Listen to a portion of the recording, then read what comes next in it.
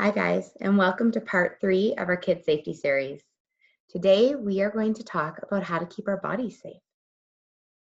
Okay, so what I'm going to do is I'll share my screen with you, and this video is pretty cool because we actually have a little video that we get to watch.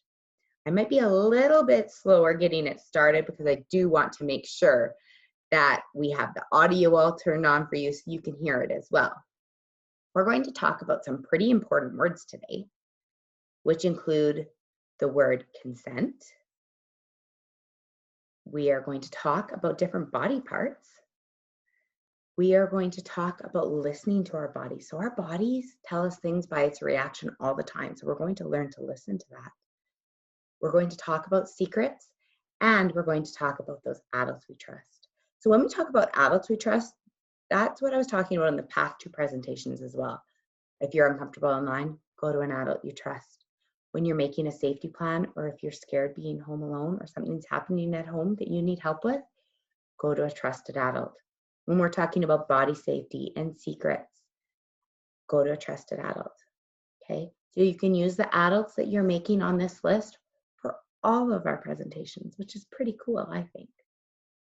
All right, let's go into our very first word, and that is consent.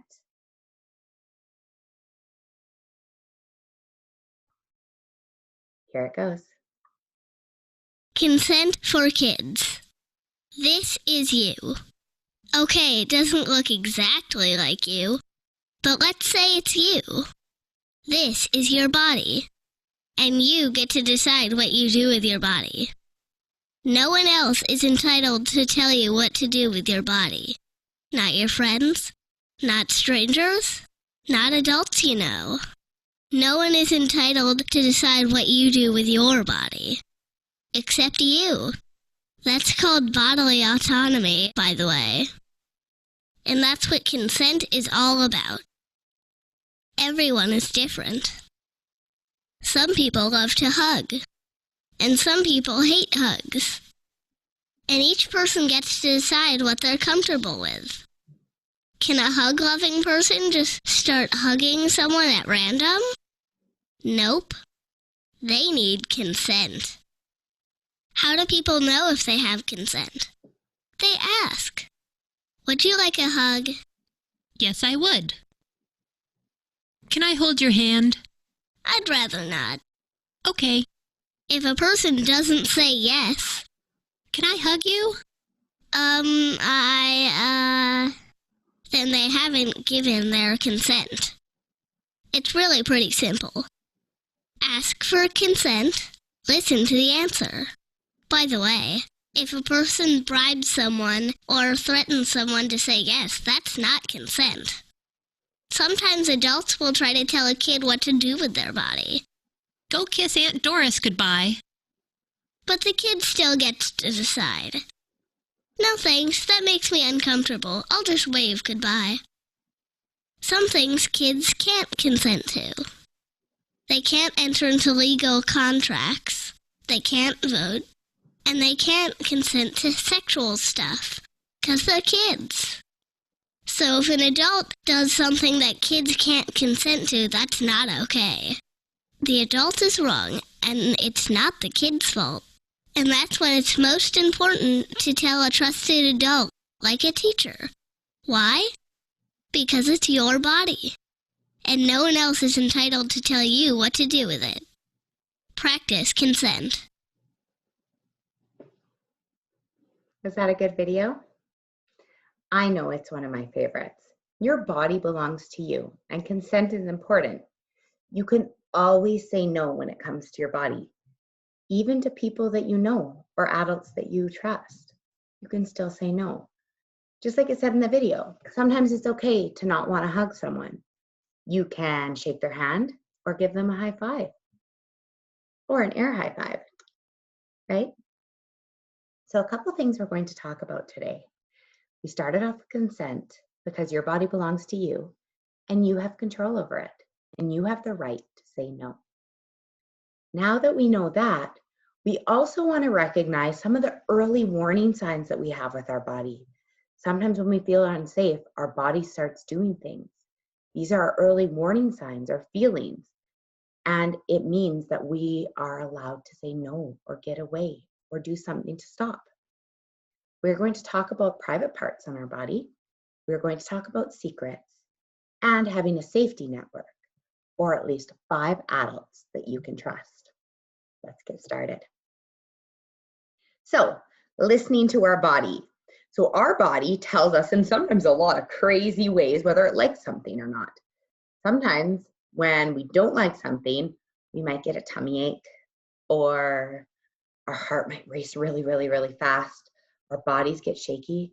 Sometimes we just start to cry, or sometimes we might feel like running or get goosebumps. What does your body do when you're uncomfortable, scared, or you feel unsafe? Mine, I would say my heart races and sometimes my breathing changes. And that's something I notice in my body. And it might be different for everyone, and that's okay. Next, I really want to practice naming some of the parts of our bodies. Girls and boys have a couple different parts. We probably know what those are, but sometimes people feel uncomfortable talking about them, and we don't have to. Our bodies are not something to be embarrassed or ashamed about. No one, though, should touch our bodies without our permission, especially the parts that are covered by our bathing suit. Let's practice naming some of these parts. So we all have a head and ears and a nose and a mouth and shoulders. Girls have breasts and vaginas. Boys have penises. We all have bums, and we have knees and feet and toes. Okay? And it's important that we understand what the parts of our bodies are and where they are. Now, those areas that are covered by your bathing suit are the parts we're going to talk about right now. No one should ask you to touch those parts on them, and no one should be touching the parts that are covered by your bathing suit either. If that does happen, you can say no, then you go and you tell. So you're allowed to use your voice and say, no, I do not want that. You go, leave the room, get away from the situation if you can, and you go and tell. Remember those 5 trusted adults we're going to work on? That's who you go and tell. But sometimes going to the closest adult might work too. No matter what, you keep telling until an adult hears you. I know that sometimes adults seem really busy, or that we aren't paying attention, or we don't understand what you're trying to say. It's really important you keep practicing using your voice. We'll hear you eventually, and we want to keep you safe, and we want to know how you feel. Let's talk about secrets next. There can be good secrets. Let's call them surprises, though. So that means that eventually that secret is going to come out, and it usually makes everyone happy. Like maybe a surprise party, or we know that our sibling is getting a gift for their birthday. We should never feel threatened, or that someone will get hurt, or something bad will happen if we tell a secret. Okay? And we should never keep secrets about our bodies. Our bodies aren't a secret. We've named all of our parts of our body now, right? We know some of the reactions our bodies have, and we know that our bodies are not a secret, and we don't keep secrets with our body. Now, let's talk about who makes you feel safe. So I want you to think really, really hard and think of an adult in your life that makes you feel safe, or that is really good at listening to you. I think when I was a kid, I would have said my grandma.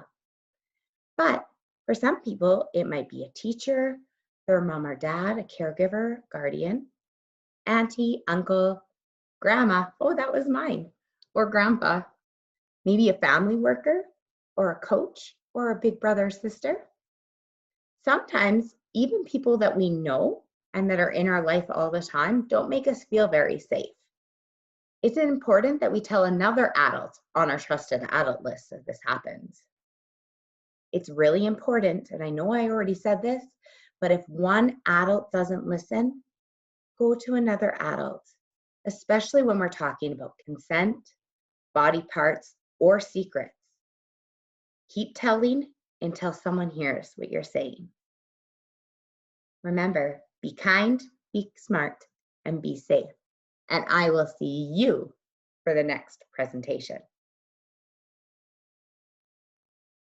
Talk soon.